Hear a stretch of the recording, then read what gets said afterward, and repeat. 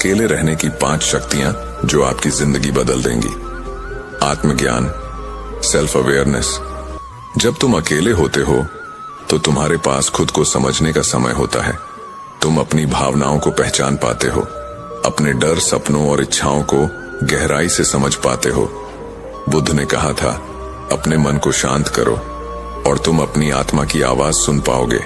मानसिक शांति, inner peace. जब तुम दुनिया की राय से दूर हो जाते हो तब तुम सच्चे अर्थों में शांत होते हो। कोई तुम्हें जज नहीं करता, कोई तुम्हें बदलने की कोशिश नहीं करता। तुम जैसे हो वैसे ही खुद को स्वीकार करने लगते हो। आत्मनिर्भरता।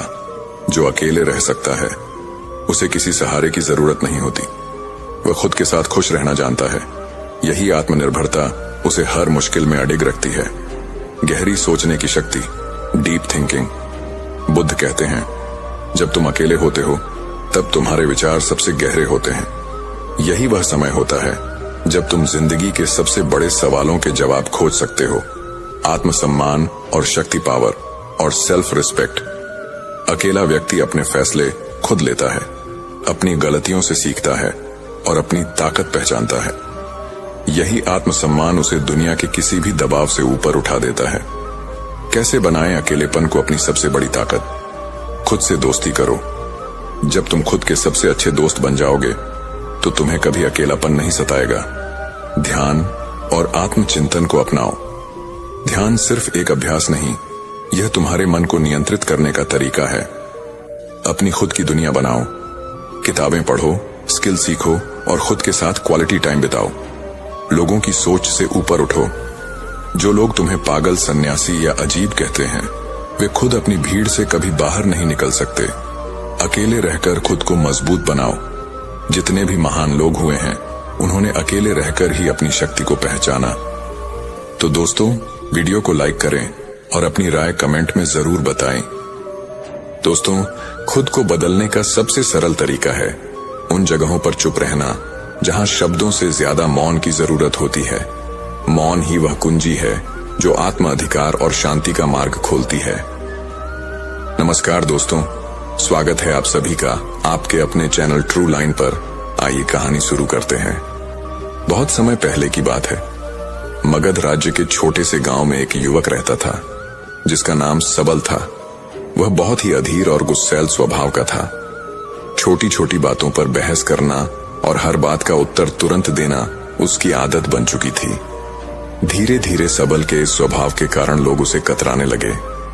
सबल खुद भी इस बात को महसूस करता था कि उसका स्वभाव उसके जीवन में शांति और खुशियां लाने के बजाय तनाव और अकेलापन बढ़ा रहा है।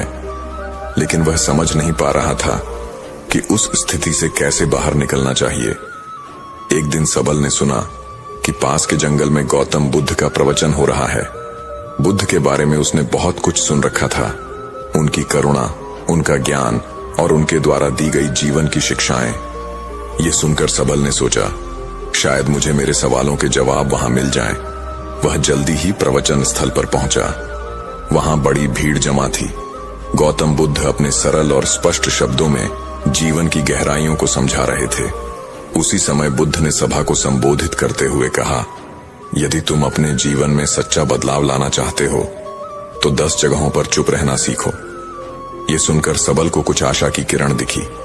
प्रवचन समाप्त होने के बाद सबल गौतम बुद्ध के पास गया और उनके चरणों में झुककर बोला, महात्मा, आपने कहा कि बदलाव लाने के लिए 10 जगहों पर चुप रहना चाहिए। कृपया मुझे विस्तार से समझाएं कि यह 10 जगह कौन सी हैं और मैं उन्हें अपने जीवन में कैसे अपना सकता हूं। बुद्ध मुस्कुराए और बोले, यह जानने के लिए तुम्हें धैर्य, अनुशासन और आत्मनिरीक्षण की आवश्यकता होगी। अगर तुम इन शिक्षाओं को अपनाने के लिए तैयार हो तो मेरे साथ चलो। सबल ने सहमति जताई और इस तरह उसकी यात्रा शुरू हुई। पहला स्थान, जब कोई तुम्हारी आलोचना करे। गौतम बुद्ध ने सबल को पहले स्थान की शिक्षा दी। सबल, जब कोई तुम्हारी आलोचना करे तो चुप रहो। आलोचना तुम्हारे लिए सीखने का अवसर है। यदि तुम गुस्से में प्रतिक्रिया दोगे तो तुम कुछ भी नहीं सीख पाओगे। लेकिन अगर तुम चुप रहकर सोचोगे तो तुम समझ सकोगे कि वह आलोचना सही है या गलत। बुद्ध ने उसे एक उदाहरण दिया। एक बार एक व्यक्ति ने मुझे अपशब्द कहे। मैंने चुप रहकर उसकी बात सुनी। जब वह थक गया तो मैंने उससे पूछा, अगर तुम किसी को उपहार दो और वह उसे ना ले तो वह उपहार किसके पास रहेगा? वह बोला, मेरे पास। मैंने कहा, तुम्हारे यह शब्द भी तुम्हारे पास ही रहेंगे, क्योंकि मैंने इन्हें स्वीकार नहीं किया। सबल ने इसे अपने जीवन में अपनाने का निर्णय लिया। शुरुआत में यह कठिन था, लेकिन धीरे धीरे उसने महसूस किया कि आलोचना सुनने के बाद चुप रहने से वह आत्मनिरीक्षण कर पाता है। दूसरा स्थान, जब कोई तुमसे बहस करे। कुछ दिन बाद बुद्ध ने सबल को दूसरे स्थान पर चुप रहने का महत्व समझाया। जब कोई तुमसे बहस करे तो चुप रहो। बहस में सच नहीं बल्कि अहंकार की जीत होती है। यदि तुम चुप रहोगे तो तुम स्थिति को बेहतर समझ सकोगे और सही निर्णय ले सकोगे। गौतम बुद्ध ने एक किसान की कहानी सुनाई। दो किसान अपनी जमीन के छोटे से टुकड़े को लेकर झगड़ रहे थे। दोनों का मानना था कि वह जमीन उनकी है। जब मैंने उनसे पूछा कि क्या उन्होंने जमीन अपने साथ लाई थी जब वे जन्मे थे, या क्या वे इसे अपने साथ ले जाएंगे जब वे मरेंगे, तो वे चुप हो गए। इस शिक्षा ने सबल को सिखाया कि बहस में पड़ने से बेहतर है चुप रहकर समाधान की ओर बढ़ा जाए। तीसरा स्थान, जब कोई गुस्से में हो। गौतम बुद्ध ने सबल से कहा, गुस्सा आग की तरह है, यदि तुम इसमें घी डालोगे तो यह और भड़क जाएगा। इसलिए जब कोई गुस्से में हो तो चुप रहो, उसकी गुस्से की ऊर्जा खत्म हो जाएगी। इसके लिए बुद्ध ने एक कहानी सुनाई। एक राजा ने अपने मंत्री को गुस्से में फांसी की सजा सुनाई। मंत्री ने कुछ नहीं कहा। अगले दिन राजा को पछतावा हुआ और उसने मंत्री को माफ कर दिया। अगर मंत्री उस समय राजा से बहस करता तो शायद उसकी जान चली जाती। सबल ने इसे भी अपने जीवन में अपनाया। चौथा स्थान, जब तुम दुखी हो। एक दिन सबल को किसी बात पर गहरा दुख हुआ। उसने गौतम बुद्ध से कहा, महात्मा, मैं इस पीड़ा को सहन नहीं कर पा रहा। बुद्ध ने कहा, जब तुम दुखी हो तो चुप रहो।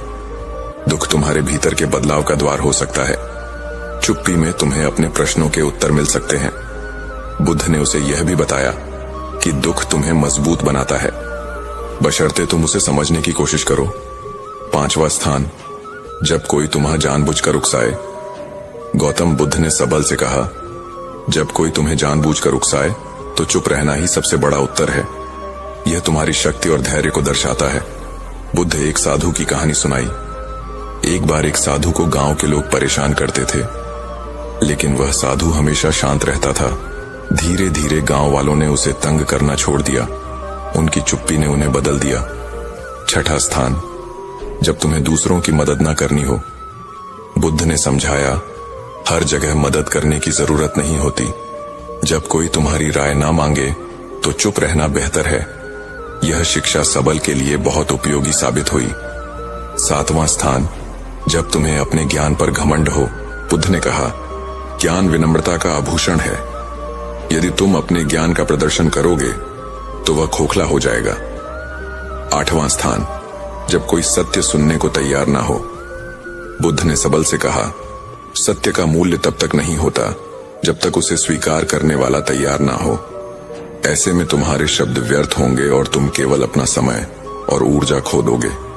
फिर गौतम बुद्ध ने विस्तार से बताया, जब तुम किसी को सत्य बताने की कोशिश करोगे लेकिन वह अपने भ्रम या अहंकार में डूबा होगा, स्विंगल तो तुम्हारे शब्द उसे असहज कर देंगे। ऐसे समय में चुप रहना ही सबसे बड़ा उपाय है। सत्य का बीज तभी फलेगा। बुद्ध ने सबल को एक कहानी सुनाई। एक राजा के दरबार में एक साधु आया और कहा, राजन, तुम्हारे निर्णय गलत हैं।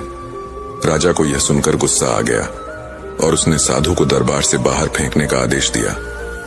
साधु ने जाते जाते कहा, सत्य कहने का समय अभी नहीं आया। जब तुम्हारा मन इसे समझने के लिए तैयार होगा तब मैं लौटूंगा। वर्षों बाद राजा ने अपनी गलतियों से सीख ली और साधु को फिर से बुलाया। इस बार राजा ने न केवल साधु की बात सुनी बल्कि उसे अपने जीवन का मार्गदर्शक भी बनाया।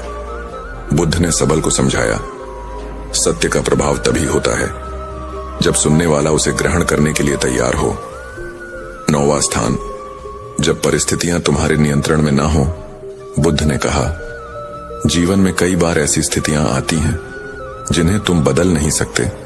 उन पर क्रोधित या व्याकुल होकर तुम केवल अपनी शांति को खोओगे। ऐसे समय में चुप रहना ही सबसे बुद्धिमानी है। बुद्ध ने समझाया, चुप रहना कोई कमजोरी नहीं बल्कि धैर्य और संतुलन का प्रतीक है। जब परिस्थिति तुम्हारे बस में नहीं हो तो उसे स्वीकार करो और शांत रहो। यही मानसिक शक्ति का आधार है। बुद्ध ने एक घटना का जिक्र किया। एक बार एक किसान ने बुद्ध से पूछा, मेरा खेत सूखा पड़ा है, बारिश नहीं हो रही, मैं क्या करूं? बुद्ध ने कह दिया, तुम बारिश नहीं बदल सकते, लेकिन तुम अपनी मेहनत को दिशा दे सकते हो। चुप रहो और अपने खेत के लिए वैकल्पिक उपाय खोजो। शांति से सोचो और समाधान खुद आ जाएगा। किसान ने यही किया और जल्द ही उसकी समस्या हल हो गई। बुद्ध ने कहा, जब परिस्थितियां तुम्हारे नियंत्रण में ना हो तो चुप रहकर धैर्य और समाधान की दिशा में काम करना ही तुम्हारी सबसे बड़ी ताकत है। 10वां स्थान, जब तुम्हारा दिल भर जाए। बुद्ध ने सबल से कहा, जब तुम्हारा हृदय कृतज्ञता, प्रेम और शांति से भर जाए तो इसे शब्दों की आवश्यकता नहीं होती। ऐसी स्थिति में चुप्पी स्वयं एक भाषा बन जाती है। ये तुम्हारे भीतर की सबसे बड़ी खुशी है। गौतम बुद्ध ने इसे और स्पष्ट करते हुए कहा, कृतज्ञता का सबसे शुद्ध रूप मौन में प्रकट होता है। जब तुम अपने जीवन में आनंदित महसूस करो तो इसे बाहरी अभिव्यक्ति की आवश्यकता नहीं होती। ये चुप्पी तुम्हारी आत्मा की खुशी का प्रतीक होती है। बुद्ध ने सबल को एक छोटी कहानी सुनाई। एक बार एक शिष्य को उसके गुरु ने आत्मज्ञान का अनुभव कराया। शिष्य का हृदय कृतज्ञता से भर गया। उसने गुरु से कहा, मैं आपको धन्यवाद देना चाहता हूं, लेकिन शब्द पर्याप्त नहीं लगते। गुरु मुस्कुराए और बोले, तुम्हारी चुप्पी ही मेरे लिए सबसे बड़ा धन्यवाद है, इसे बनाए रखिए। बुद्ध ने समझाया, जब दिल भर जाए तो शब्दों की आवश्यकता नहीं होती। मौन तुम्हारी सबसे बड़ी अभिव्यक्ति है। सबल ने जब बुद्ध से 10 जगहों पर चुप रहने का ज्ञान लिया तो बुद्ध ने उसे तुरंत अभ्यास में डालने का निर्णय लिया।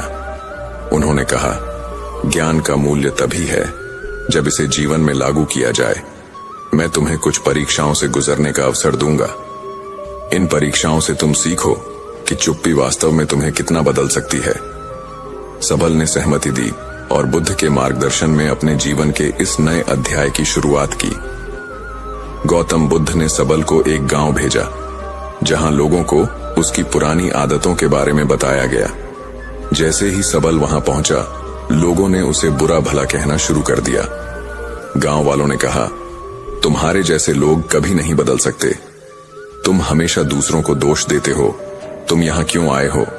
सबल का स्वभाव था कि वह तुरंत जवाब दे और खुद को सही साबित करे, लेकिन इस बार उसने बुद्ध का बताया पहला स्थान याद किया। जब कोई तुम्हारी आलोचना करे तो चुप रहो। वह शांत खड़ा रहा। धीरे धीरे गांव वाले थक गए और उसकी चुप्पी देखकर हैरान हो गए।